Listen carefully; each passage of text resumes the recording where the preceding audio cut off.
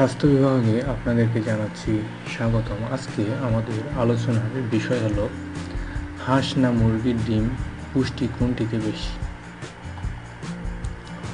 ডিম নিয়ে আমাদের মধ্যে অনেক বিতর্ক আছে। অনেকেরই ধারণা করেন হাঁসের ডিমের চেয়ে মুরগির ডিম ভালো। কথাটি কিন্তু ঠিক নয়। পুষ্টিমূল্যের বিবেচনায় হাঁস ও মুরগির ডিম প্রায় একই মানের বলা যায়।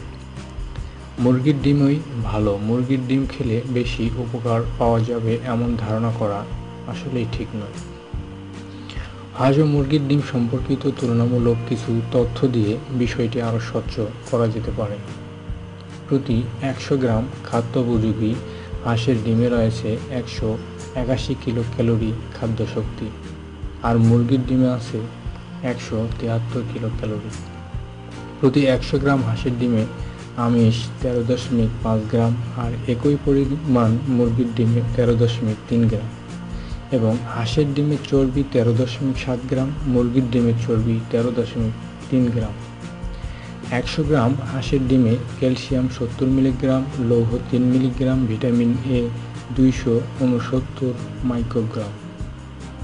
অন্যদিকে মুরগির ডিমে ক্যালসিয়াম 60 মিলিগ্রাম, লৌহ 2.1 মিলিগ্রাম, ভিটামিন এ 299 মাইক্রোগ্রাম। তুলনামূলক বিবেচনায় দেখা যাচ্ছে হাঁসের ডিমে খাদ্য শক্তি, আমিষ, চর্বি, শর্করা, লৌহ ও ক্যালসিয়ামের মুরগির ডিমের তুলনায় সামান্য বেশি থাকে।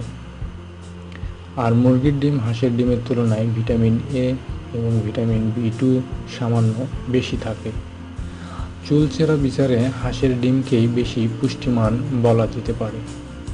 তবে সাধারণভাবে হাঁস ও মুরগির ডিম উভয়কেই সমান পুষ্টিসম্পন্ন বলা যেতে পারে। ধন্যবাদ। আরও নতুন নতুন তথ্য পেতে আপনারা অবশ্যই আমাদের চ্যানেলকে সাবস্ক্রাইব করবেন।